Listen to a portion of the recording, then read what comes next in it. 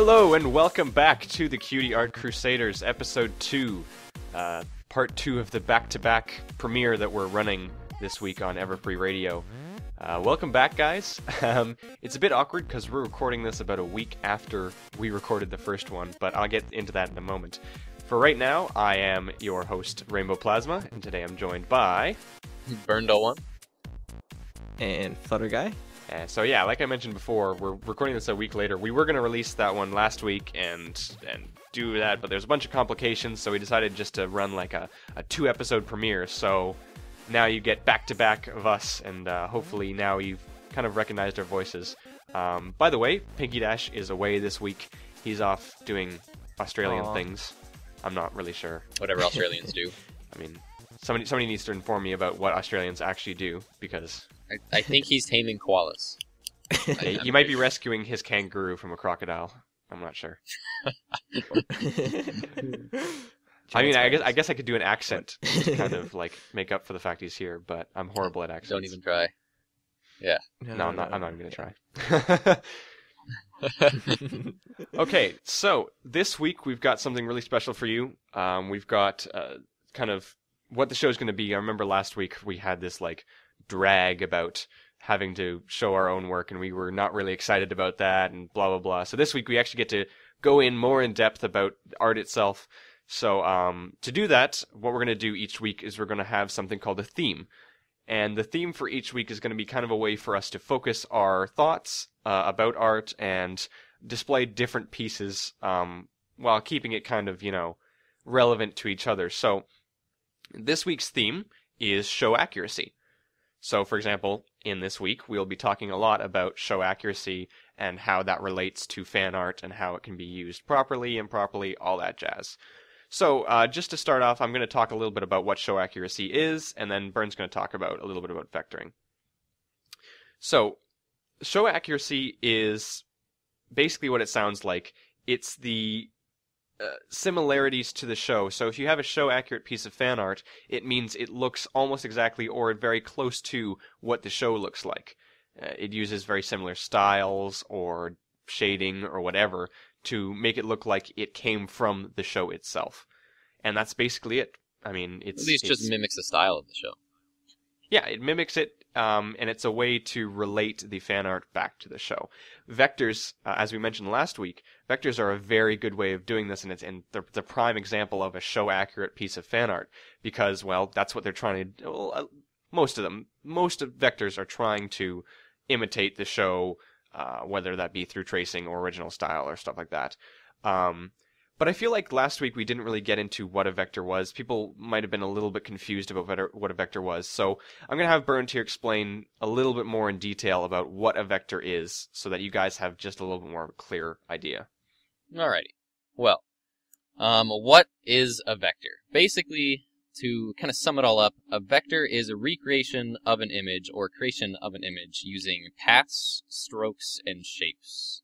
And basically, to kind of sum that down, what a shape in vectoring is, it's kind of like a cutout piece of paper, but it's a magical little piece of paper that you can infinitely scale however you'd like. So a vector is an image that you would see that people create from the show using paths and strokes and different programs, but it can infinitely scale, so you can put it on the side of a billboard, you can put it, and then you can make it the size of an icon, and it will never lose resolution, because it's making these little cutout pieces of shapes and complex polygons and curves. So the effort put into making a vector isn't quite the same as drawing. It's almost designing an image to be able to look how you want it to look, no matter what the resolution. It's a very mathematical way to make art. It's less flowy. Like if you're using like a brush, it's not as flowy as that. It's more about, clicking and dragging lines. It's a very it's like the math nerd's way to make art. I've heard it been called the perfectionist's art because you're constantly tweaking things, and it's not really about going through with a brush and trying to make things look right that way. It's more you're constantly like going back and forth and trying to get everything to fit together properly. Yeah, definitely. In vectoring, like it's code. I forget what type of code. but you can actually go in a vector and you can problem solve the code and see if there's some like glitches or problems with the code, because every single point and every single line has a designated spot where it's supposed to be, and that's what allows it to scale, is because it says if I'm at 10,000 pixels, I need point A to be here, point B to be here, and then a line connecting it. Now, vectors aren't only just, show accurate traces. This is the main way that I think vectors are used, is to kind of quote unquote trace. We'll go into tracing a little bit later because I know some people have some questions about that. But the main way that people use vectors is as a resource, but they're taking something directly from the show and recreating it like node for node and color for color, stroke for stroke, that kind of stuff. But there's other ways to do that as well, and we kind of like to go into that and mix vectors with show accuracy because they're kind of closely tied together. So we kind of want to do that. There's definitely a lot of professional things that vectors are used in, but as far as like artwork goes, it's more of just how people will play with paths and strokes. And then because the My Little Pony is animated in Flash, and they use strokes and paths to animate the show, is why vectoring carries over so closely. Yep, and actually directly opposed to vectoring, because vectoring is a word to describe this type of art. You have raster art, which is your normal traditional digital art, where you have pixels and each pixel is a specific color instead of being defined by mathematical shapes. Yeah, well, each shape is still defined by said color. Yeah. But you can go into an SVG and change those shapes' colors, which you can't do in a bitmap. Cool.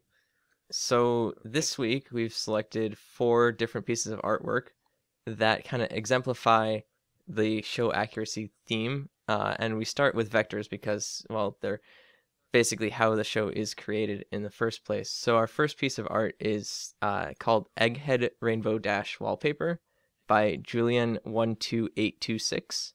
And this is like your typical trace vector, basically lifted right off of a scene from the show.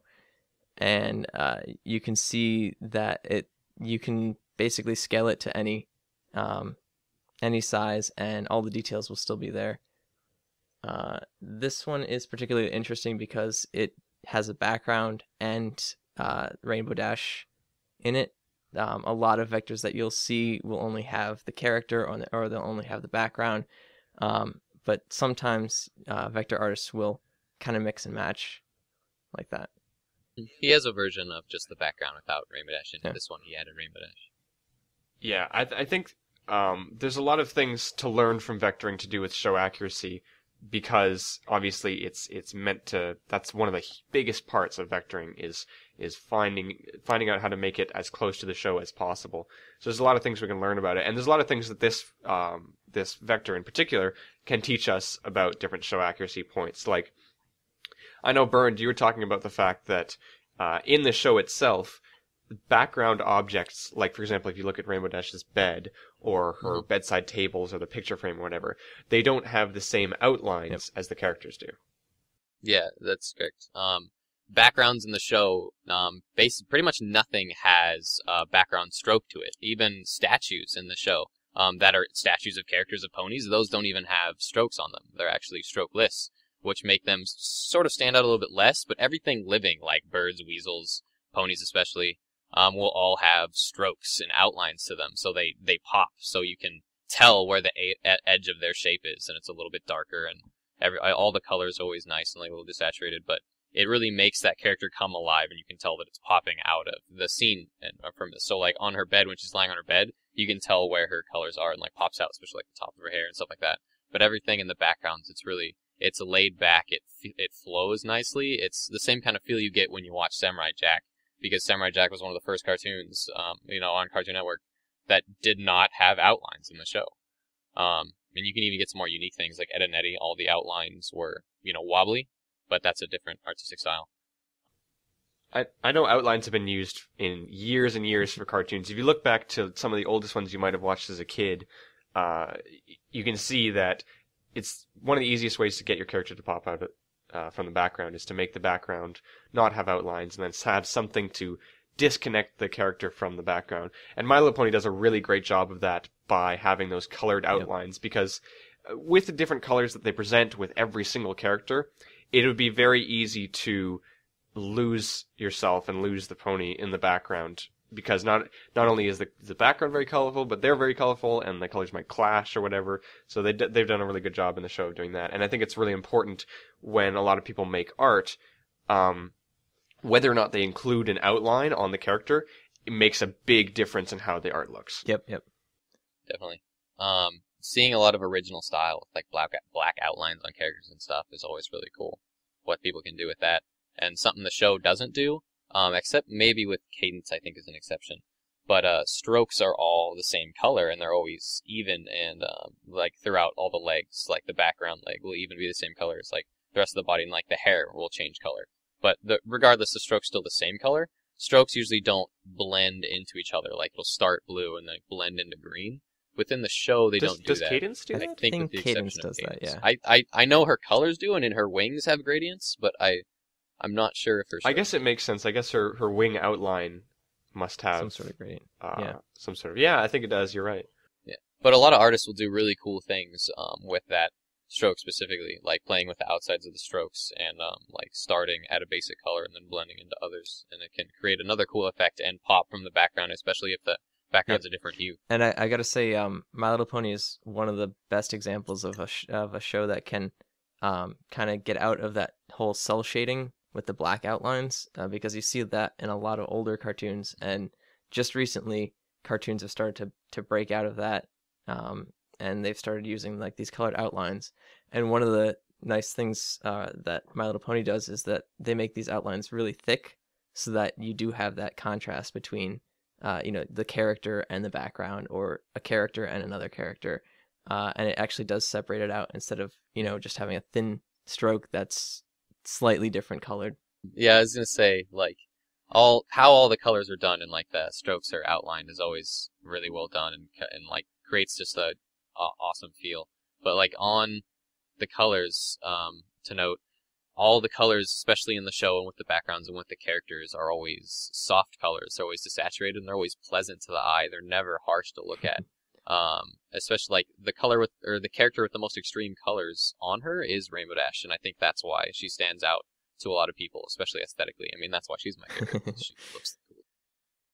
It's funny that you were mentioning the thick outlines, because the next piece of art that we have is something called Neat and Rushed by Cumcrum, and it's a piece of art that initially looks quite show accurate, but one of the things that sets it apart is the fact that its outlines are quite thin. It's still got the same colored aspect of it, and it still pops from the background, but you can tell, even in this picture in itself, that it doesn't quite pop quite like the show does because of those thinner outlines. The outlines in this vector, it does give it a bit of a contrast, and there's some shading that they used on that to make it pop a little bit more. But usually in the show, the outlines are maybe twice the width as what's in this vector or artwork. This picture is really cool, I find, just because of the way it's taken a vector. I believe this is a vector. I can't confirm that because I'm not sure. They don't have like a resource file for it. And it's not a particularly large file, so I'm not sure if this is a vector or just made, just to mimic the style of the show. If it is, it's very well done, because the lines are all very, very smooth. But it's very interesting to me to see like something that looks quite like the show. Like if you look at the two original characters there, they look like they could be in the show, and he or she, I'm not sure, I apologize, did the characters very well to look like they're in the show. But you've got the subtle details, the outlines are a bit thinner. The shading is obviously something that they don't do in the show.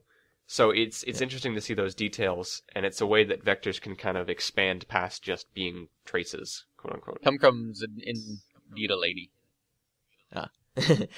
Something that you'll see in the show is you won't see that much shading, like especially on characters. Instead, like at nighttime, they'll put a blue filter over it. So basically turn the entire scene like a shade of blue, or desaturate it a little bit. But very rarely do you see these shading kind of shapes on actual characters in the show.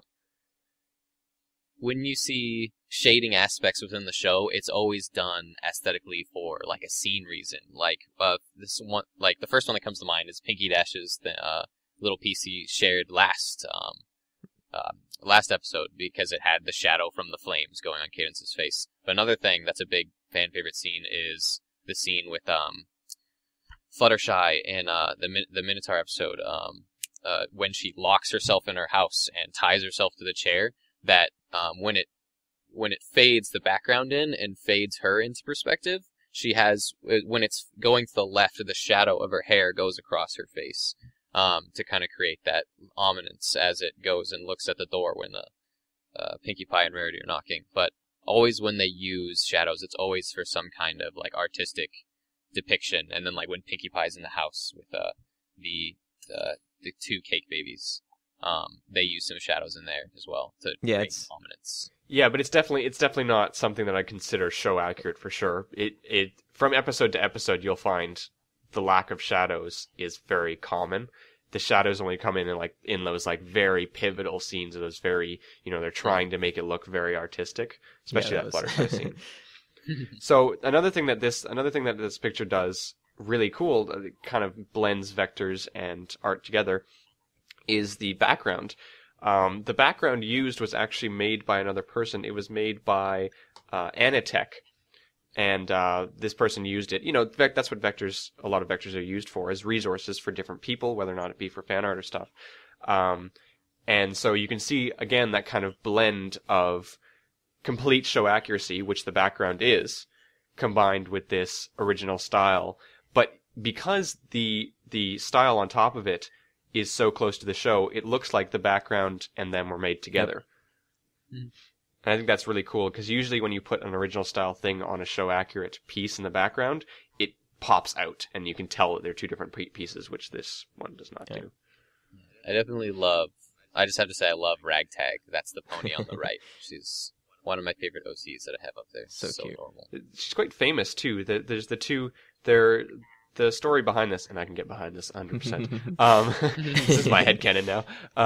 It's the two fillies are on the left Shooting Star, and on the right Ragtag, and it's two twin daughters of Rainbow Dash and Soren, and it's just characters that someone's created of, and some very artistic people, and they're quite fantastic characters. I believe it's made by made by Cumcrum. So Cumcrum came up with Shooting Star, and Ragtag was made up by Tuca the Wolf. And I believe they're very close friends. So very interesting characters there. Another thing I really like about this piece is how they, if you look at like the drawings, that looks completely raster done. So like after creating this very show accurate piece in the background, and with the Fluttershy and the two girls, fillies. Sorry. They. What is a girl? Basically. I am a. I don't know. I don't know. Yeah. Don't quote me on that. Do not take my quote out of context. Rainbow Plasma. What is a girl? Don't. God damn it! Why did I say that? Where'd it go? I'm a filly. What is this? Anyways, go on. Yeah, I really like how they kind of pulled that all together, and then afterwards, kind of did these drawings. I believe in some sort of raster program like GIMP or Photoshop, and it kind of gives a contrast to the whole image between the show accurate and the not so show accurate. Well, there's a lot of ways you can do art, and like there's a lot of ways you can make something mimic the look of a vector and still not be a vector. Like the background, of course, we know it's a vector because it was made beforehand and used for this piece. But the characters, like you can always use paths like in vectors and then stroke them with the brush tool in Photoshop and then fill the spaces in between. And there's a lot of ways you can do things, and like just like you mentioned, how the pictures are indeed rasterized. Like it leads me to believe that that's how the artist created this work, was by that means. I really love the paint that they have on Ragtag's hoof. It's very well done. So good job. And, if you notice, the paint on her hoof goes over the stroke of her arm to let you know that that's not part of her body. The show does that a lot, especially when you see characters covered in mud and things like that. But sometimes they'll put a stroke to the paint. In the Sisterhood Social episode, Applejack Rarity, gets covered in mud, and the mud has its own stroke. But differentiating from the stroke of the character is always a lot of fun. All right. But anyway, Moving right along, our next picture that we have, or comic rather, is by Veggie55 called Moving Too Fast. You've probably never heard of him. He's like a really obscure guy. I mean, I don't know. Who even looks at comics anyways, right? No, I'm just kidding. Super famous. Veggie55. Everybody should know of Veggie55 and the comics he makes. And the reason why we bring him on here is because he's probably the most well-known artist in terms of the fact that he makes all of his art very, very show accurate, despite the fact that he doesn't use vectors. All of his stuff is rasterized with different techniques that he does. But it's one of the closest fan arts we found to like one of the most show accurate ones that we found. That doesn't use vectors, yeah. Right. Yeah. I believe his tool of trade is GIMP. Yes. Correct? Yes. He actually he has a video on how he puts his comics together. And they're all pencil drawn, pencil sketched beforehand, and then he basically will create lines, like small line segments, so it's like kind of pseudo curves, and then he'll just erase at the tips and at the points and get them to look nice, which is a really interesting way of doing it, as opposed to vectors. A lot of the comic artists I've noticed, Toxamaro and other artists, all use like Photoshop or GIMP, and then they'll have ways that are completely different from vectoring and are unique to their own style just because that's how they're used to it and be able to make good-looking pieces by using their own methods. By the way, I will link the Veggie55 recently made a video tutorial, and I will link that in the description if you're interested in seeing how he does that, in case you weren't already aware of that video. Yeah, it's a very interesting, very, very interesting video. Also, fun thing to note, if anyone watching this is also interested in learning vectoring, we all three of us and four of us in Pink District here all know a lot about vectoring and love teaching individuals and showing people how to get started vectoring. And you can always contact us as well with how you might get started, in possibly the vector community as well. Yep. So I think what Veggie55 does really well in his comics is the ability to I don't know how he does. He must be an amazing sketch artist. But what I gather from what he does is he takes sketches, or he might even use resources from the show, and he recreates them somehow, but changes them to be his own style. Like obviously, I think one of the most famous things that Veggie55 does is he takes the show, and the show is obviously known for its funny faces. That's one of the things I love about the show, is its great facial expressions. And he's like made his own that look quite show accurate, but they're never faces that were in the show, but he just uses them to express emotion within the characters, and he does a really, really good job of that. Like for instance, in this one, in the second panel, Lyra's face is just so classic, and it looks like it could be in the show, but I don't think she's ever made that face within the show. Well, Lyra, but another pony might have, and like used that face as a reference. Something I'd like to note is if you look at the third panel, with Lyra, she's like, "Oh, you can't be serious," and like the kind of sad face. If you look at her eyebrows, and even Bonbon's eyebrows, how it comes down over the top of the eye and it's black and it joins with those eyelashes. The eyebrow, when it comes and they look angry or like sad, it will join with their eyelashes there. But to make the illusion of eye lids, the show will separate them. If you look at the fourth panel, the eyelash is on the top with the eyelashes, and then the eyebrows are above to make her look guilty. And then Bonbon still has her angry joined face. Another great example of the faces that Veggie creates is in this one. It's another one of his comics that I'm just going to quickly flip to here, and it's called Them's Fighting Words, and it's another Lyra and Bonbon one. And I'm pretty sure every single face that's made within by Lyra is definitely all custom, but they look great and from the show. They look like they could just fit right in. So that's another example. There wasn't really a great example of that kind of face in the other one, but this is a great one. And again, like I was saying, creating the illusion of eyelids with on Bonbon there, like Rarity is one of the only main six that has like eyeshadow, like, and it's all done correctly, just how the show would do it. Yep. So I mean, this is a good way to kind of show that, you know, you don't have to do vectors. You don't have to have, you know, some sort of perfectionist thing to create show accurate stuff. It just all comes down to your own opinion on whether or not you want to use show accuracy at all. And in fact, you can take something show accurate and modify it and create your own style. For example, we've got someone here called, I mentioned him last week because I have a giant wing boner for him. But we have an artist here called Mystic Alpha. Oh my god, I got the name wrong. No! Mystic Alpha. And here's a great example of something that basically came from the show, was an expression came from the show, and he just modified it in such a huge way. So it's called Twilight Sparkle Bad News. And you can just immediately see the change in style, but also relate back to how it would be in the show. Yeah, like the strong outlines and like are really strongly related, but he always takes these such cool, like, unique styles with it, like with the shading, like on the neck, how it has the ultimate dark there, and then the lighter dark, and then he has these, he's really well known for those unique lines that he uses for shading that always come off of the medium or dark part, and like on all of his pieces, they're always really cool. And I believe I've watched his YouTube videos, and they are indeed made with paths, so it has the potential to be a vector, but I don't believe it. Yeah.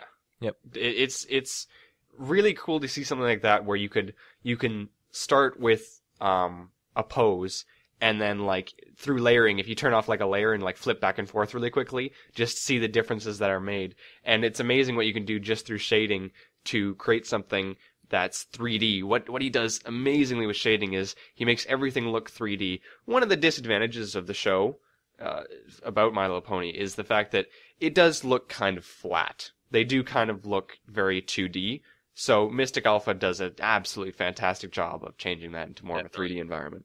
When the show tries to use like more 3D environments, they try to use color to make things pop, to add depth. So if you notice, characters' background limbs will become a little bit darker. I believe the magic number is about 15% darker is what their background limbs will become. So you can tell, obviously, that they're in the background and become shaded. And like they'll play with that, especially when they're trying to create the illusion that something's more popping up into the background. Yeah, and foreground, excuse me. And shading, like this kind of shading, we don't see this particular kind of shading too much in the fan art. It's really unique to Mystic Alpha. But you do see quite a lot of fan art being created that that does use shading to kind of accentuate the 3D feel of ponies, and it kind of tends to get away from the show accuracy a little bit. But this type of shading right here, actually, you can basically see where he came from with the style of the show, and then just kind of added all of the his own unique style to it. Yeah, Mystic Alpha definitely has some of the most unique shading that I've ever seen. I mean, it's not quite cross-hatching. It's just these lines that will come off of objects. And like he has more heavy shaded versions of pieces he's done. Like Fluttershy is a really big favorite one. He has a lot of Rainbow Dash pieces that are really amazing. And like he'll even put that line shading in, like in her inner tail and things like that. And it's always really well done. This makes me love him all that much more. Yeah, he'll do it with color too, not just with shading with lines. He'll actually blend color like that. You can see it a little bit. Yeah, so I think that's basically it. I think that's all we can talk about in terms of art and show accuracy. There's not really much that we can go in. I'm sure we could all talk for half an hour longer, but I'm sure. We're all long-winded anyways. So, Bernd, why don't we go into the questions? What do we have this week? All right. Our question this week is, isn't creative vector from a show just tracing? Interesting. Yeah. This is a heavy question. Yeah. By the way, because we didn't have the show airing last week, we have to make up our questions again this week. Well, this is actually a question I got from a user dealing with the My Little Pony Vector Club. I get this question many times. So Yeah. I'm gonna not tackle it because I could talk for probably half an hour about it. So I'm gonna somebody else do it, and then I'll. Yeah, I can. Go ahead, Flutter Guy. I'll try to wrap up. There are a lot of different, styles for vectoring.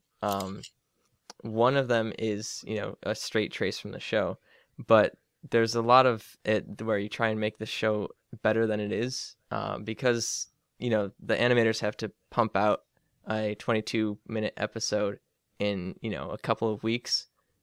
There's bound to be errors in the animation. There's strokes that don't line up and stuff like that. So part of vectoring a trace is fixing those animation errors.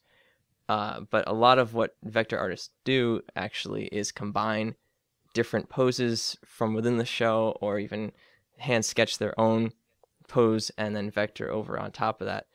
And then we also get a lot of original style kind of artwork where artists will basically just create their own style and not go from the show at all.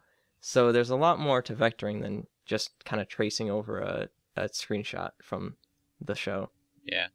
It's very controversial. People definitely come up to me all the time and are just like, wow, you're just basically stealing other people's art, or, you know, you're just stealing the show's art and pandering it off as your own.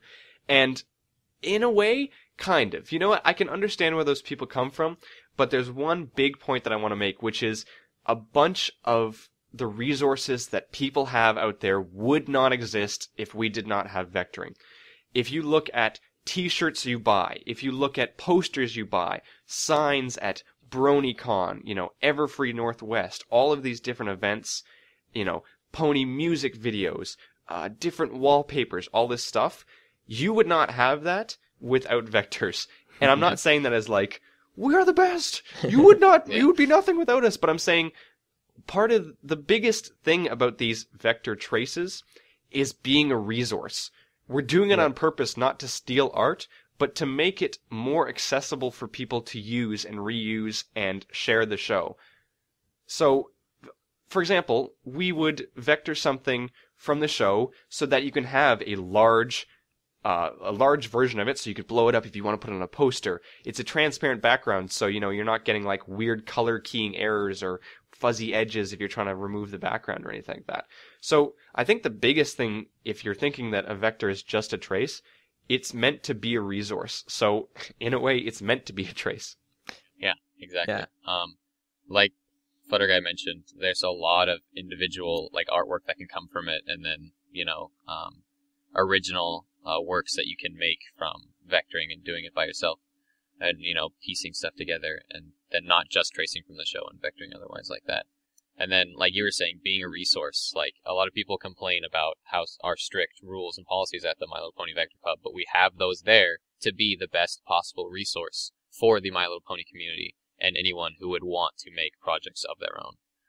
And we have those rules set in stone to be the most possible useful we can to provide vectors for people to use and for their own works. If I may jump in here for just a second, I don't think we've mentioned in detail, but all four of us, Pinky Dash, Flutter Guy, Burned, and I, we're all admins on a DeviantArt group called MLP Vector Club. We'll link it in the description, but I think it's a fairly well-known group, and that's basically where you're gonna. It's the largest vector pony group.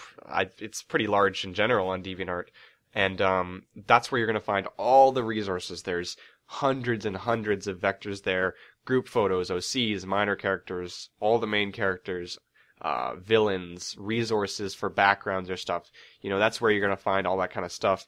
So this is where we're coming from, by the way, with our knowledge of vectors. We're all admins on here, and we all critique work and make sure that it's the best as possible, so that when people come to us and when people come to the group wanting to use it as a resource. For example, we've gotten people for BronyCon and Everfree Northwest and We Love Fine come up to us and say, hey, we want to use your stuff.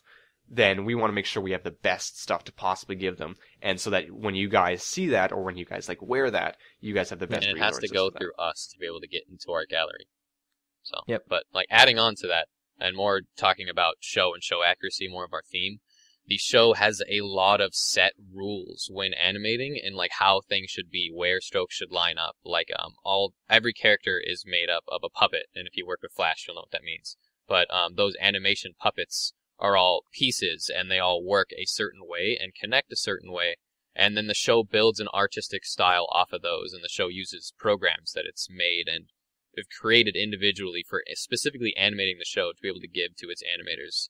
And animating those puppets, it'll constantly break those rules in different things in the show, and that's when you get show animation errors, and then when vectoring becomes creating an image better than the show itself. And like those rules have a lot of things to tie into show accuracy, like as a feel. Yeah, one of the anyway, go ahead. One of the major ones that I've been noticing lately is actually on Twilight's mane as it goes over the front. Because of the way that it's split into two separate shapes, you can sometimes see an animation error in the front where it basically will break. And so when you're vectoring, like if a vector artist is vectoring a trace of Twilight and they come across a reference with that break in it, they'll try and fix that to, make it look more like it should look, rather than what it does look like. Yeah, and another reason why it's animated so beautifully, and like why the characters are always like a solid color and don't have gradients, is parts of their bodies are made with solid colors to be able to blend together. So like their eyes and their mouth are all separate shapes that are, individual colors, and when they're put on the body, they're a complete they're the same color, but they're completely different shapes. But you can't tell because they're connected with that stroke, and then they have the color that blends seamlessly, and it makes it extraordinarily easy to animate that in Flash, and it looks beautiful, and that's why a lot of people love it. Yep.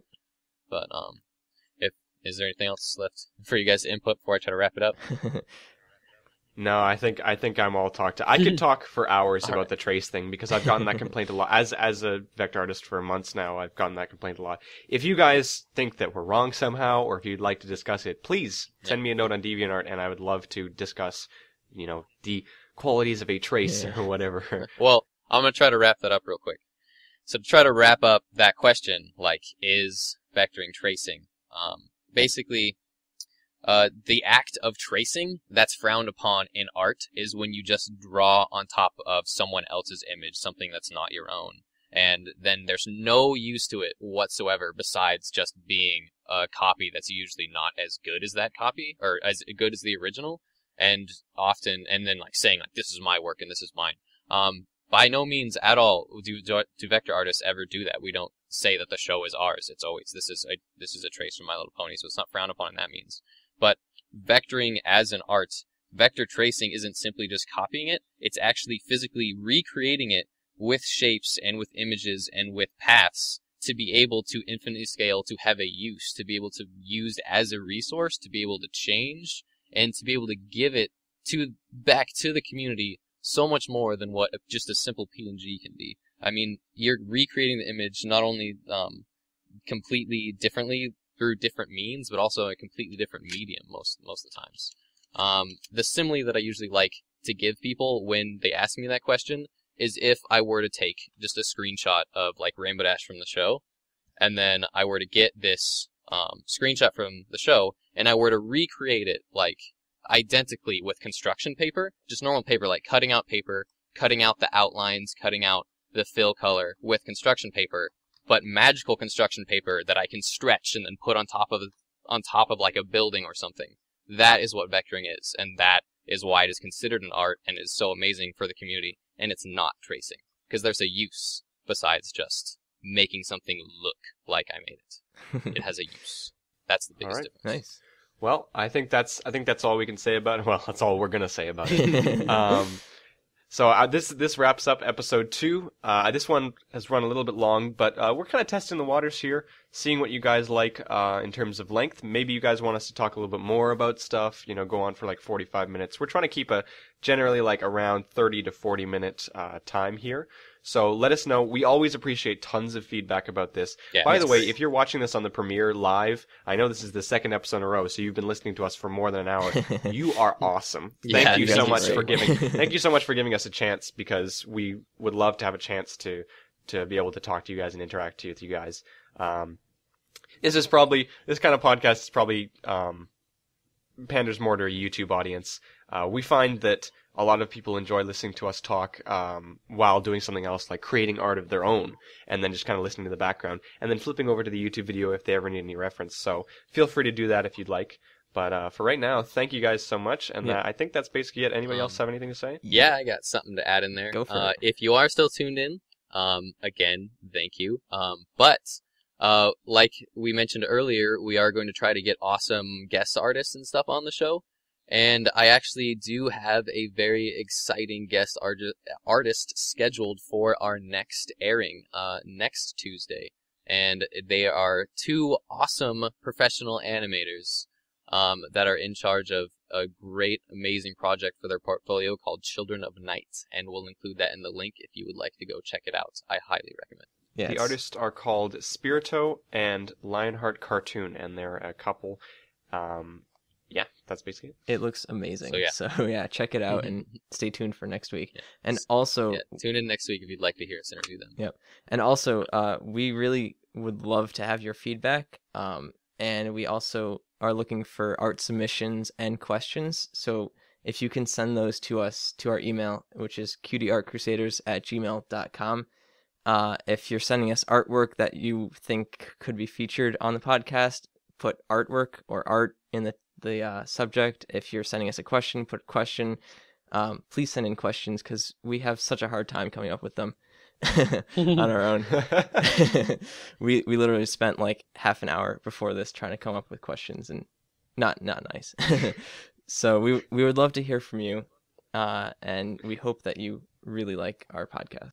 Also, make sure to send it, because that's kind of relevant to the fact that we have a guest next week. Yes. If you do know about these people, Spirito and Lionheart Cartoon, and have any questions to send in, then definitely keep it. You can keep it relevant, and we'll probably put it on the show. Or you can just send us, general art stuff that we might include. We like to include at the end of each thing if we have some time. Yep. And check out our DeviantArt page, which is cutieartcrusaders.deviantart.com, and all of our artwork that we feature on the podcast will be there in our favorites folders. And you can that's actually a really convenient thing that we have. If you go to cutieartcrusaders.deviantart.com, right there, like right at the very front, you'll see something called collections or favorites. And if you head into our favorites, along the left-hand side, you're going to see folders for like episode 1, episode 2, etc., etc. And if you go in there, that's all of the artwork that we favorited there. We'll try to include some honorable mentions that might have fit the theme we weren't talking about, but we didn't get to. Yeah, so if you want to go check that out, you might see a couple more pieces in there. Just a little motivation to go check it out. And if you have a DeviantArt account, you can feel free to watch us, because I'm sure we'll be posting journals and stuff with the new episodes and whatnot. So yeah. All right. I think that's pretty much it. And that's basically it. And if that's everything for you guys, right? Yeah, I'm good. Sounds good. All right, then this is Rainbow Plasma signing out. Thanks for watching, guys. I'm Burndo1. And I'm Flutter Guy. We'll see you next week. Thanks again. See ya.